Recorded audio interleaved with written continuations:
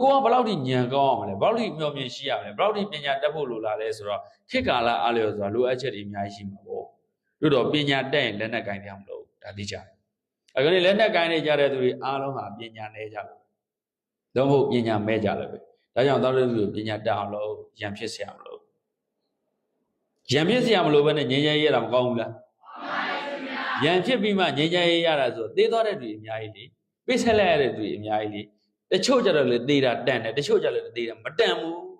တန်းယူတယ်ဘုံတော့ဘယ်သူမှမသေးစေချင်ဒီနိုင်ငံထဲဟုတ်ပြီနော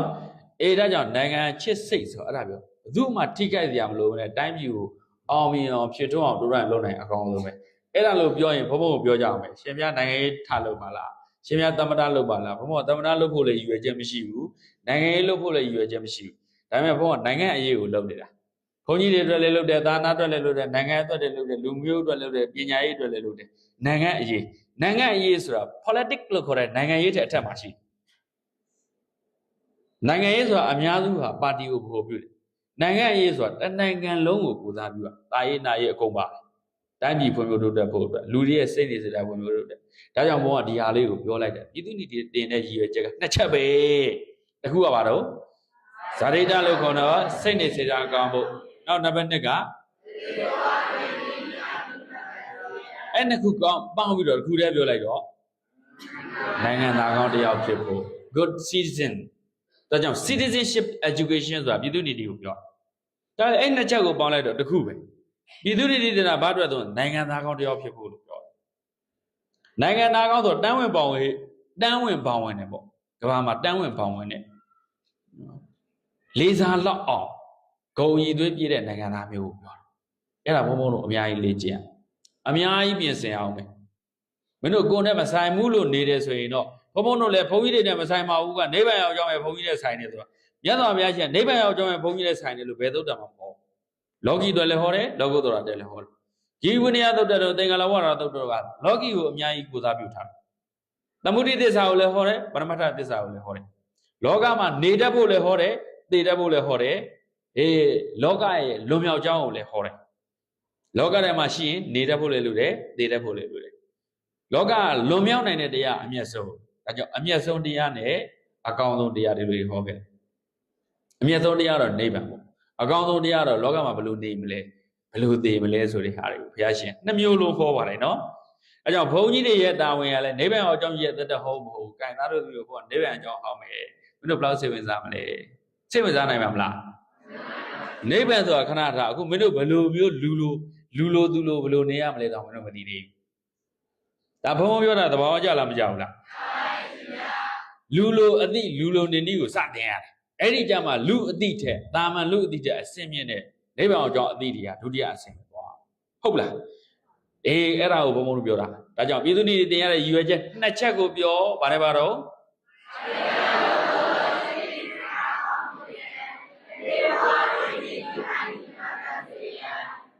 အဓိကမှာအပေါ်နှစ်ချက်ကိုချိုးလိုက်တော့တခုပဲနိုင်ငံသားကောင်းဖြစ်ဖို့အဲ့ဒါကိုမလို့ပြောတယ်ပါနိုင်ငံကြီးသားစိတ်ဟုတ်လားအမေရိကန်ဆိုမင်းတခိုးဖြစ်ရင်ဖြစ်နေပြီအမေရိကန်နိုင်ငံသားဆိုဆရာကြီးပဲတခိုးဖြစ်နေရင်တော့မင်းလေအမေရိကန်နိုင်ငံသားပတ်သက်ကိုင်တာဆရာကြီးပြမင်းအမေရိကန်နိုင်ငံသားမြန်မာပြည်မှာလာခိုးတယ်မြန်မာပြည်ရဲ့ရဲတွေကဖမ်းလိုက်တယ်ဖမ်းပြီးအဲ့ဒီလူကိုစီရင်လို့မရဘူးအကယ်ပြင်းပြတဲ့စီရင်မယ်ဆိုအမေရိကန်ဆိုရအမေရိကန်တန်ရုံးကိုအရင်ဆက်သွယ်ရမင်းတို့နိုင်ငံသားတော့ဒီမှာခိုးစားနေတယ်ကွာနော်အဲ့ဒါဒီတိုင်းစီရင်ချက်ချအမေရိကန်မြန်မာပြည်ကိုပြစ်တယ်မှာမရေးယူမှာမလေသူနိုင်ငံသားတခိုးချဖို့အစားကာကွယ်ထားတာတို့နိုင်ငံသားကျတော့ဟိုနိုင်ငံသားမှာဘယ်လိုနေရတယ်မင်းတို့သိလိမ့်မယ်ကိုယ်တိုင်သိလိမ့်မယ်အဲ့ဒါနိုင်ငံကြီးသားဖြစ်ခြင်းမဖြစ်ခြင်းရဲ့အင်အားသွားကွာsuper power လေးကွာဒီမှာလုံးမှာအမေရိကန် super power လေးကွာ super power ပြီး great power လေးကွာတို့နိုင်ငံကမဖွံ့ဖြိုးတဲ့နိုင်ငံတွေထဲမှာအခုပါလဲဆိုတာကြာရှုံးနိုင်ငံထဲမှာတော့ရောက်နော်တန်းဆင်းဆုံးမှာရောက်နေတဲ့ဘောလုံးစကားနဲ့ပြောရင်ဟုတ်လားချန်ပီယံလိတို့ဘာလို့ဝင်ကုန်ဆိုအဝေးနော်ဘုံတော့တန်းဆင်းဆုံးမှာရောက်နေဒီနိုင်ငံကိုမင်းတို့ recover ပြန်လို့မင်းတို့တော်တော်ကန်ကောင်းတဲ့ကောင်တွေပဲဘိုးကျောင်းအောင်ဆန်းတို့တဲ့ကြိုးစားမှရဟောဘုံပြောတာမင်းတို့သဘောပေါက်လားအလုံးလောက်ခွင့်ရတာကံကောင်းတာအလုံးလောက်ခွင့်ရတဲ့ဟာကံကောင်းတာအ အလုံးလို့ဖို့အခွင့်အရေးတွေမရတော့ဘူးဆိုမင်းတို့ကန်ဆိုးတာပဲမြန်မာတွေကအဲ့လိုကန်ဆိုးခဲ့တယ်တရားသာတာပေါ်တယ်မိဘတွေကမြန်မာပြည်ကမိဘတွေကသားသမီးတို့အလုံးလုံးဆရာမလိုပဲနဲ့မွေးလာခဲ့တယ်အဲ့ဒီတိုင်းပဲနေခိုင်းတယ်အတော်ကန်ဆိုးတဲ့သားသမီးတွေပဲဒုက္ခရောက်တော့တာပဲအဲ့ဒီတိုင်းနဲ့10စုနှစ်ပေါင်း5စု6စုလိုက်ဖြစ်လိုက်တော့မြန်မာပြည်ခုပြပုံနဲ့ရောက်သွားတယ်ဟုတ်လားသူများနိုင်ငံကခိုင်းတယ်ကလေးကိုလေ့ကျင့်ပေးတယ်ဂျပန်မှာမင်းတို့တွေ့ပါလိမ့်မယ်မူဂျိုတက်တယ်2ရက်3ရက်တော့လိုက်ခွင့်ရှိတယ်ပထမ3ရက်ကလေးကိုလက်ဆွဲခွင့်ရှိတယ်နောက်ရက်ဆိုလက်ဆွဲဝင်သွားတို့နိုင်ငံတော့ချီးပိုးပြီးဂုတ်ကွာသီးပြီးသွားတာဟုတ်လားနော်10တန်းဖြေတော့လဲမိဘတွေကချောင်းနေတော့မယ်လိုက်ပို့ကြိုးနေရတော့မယ်မရှိဘူးကဲမိဘတွေကကြောင်းလိုက်ပို့နေတယ်ကြောင်းပို့တဲ့အချိန်မကုန်ဘူးလားသားသမီးတွေရောမိဘပေါ်မိကိုစိတ်တွေမများဘူးလားမိခိုလိုက်တာကလေးတွေမွေးယောက်ျားတွေရကလေးတွေမွေးပြီးတော့လဲအိမ်လားကတ်နေတော့ကဲသူများနိုင်ငံမှာမရဘူးတို့နိုင်ငံအမိခိုသိပ်များတယ်အမိခိုသိပ်များလို့ဒါကြောင့်မဖွင့်ပြိုးတာဟိမတိုးတက်တာပြောတော့မြင်လောင်ရိပ်မိမခံဘူးလေ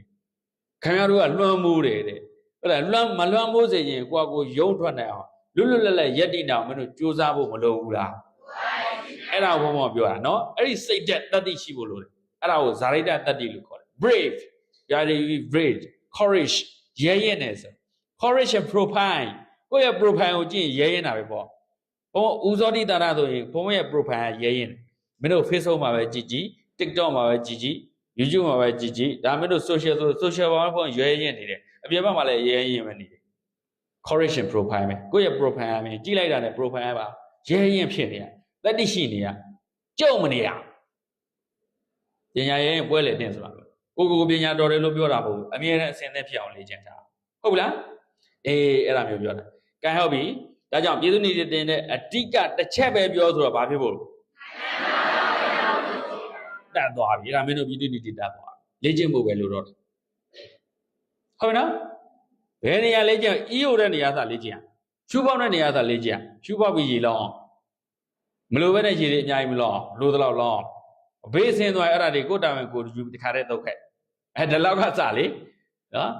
ဤပါပင်ရေဒီအညစ်ကြေးကုန်လာပြန်ကြည့်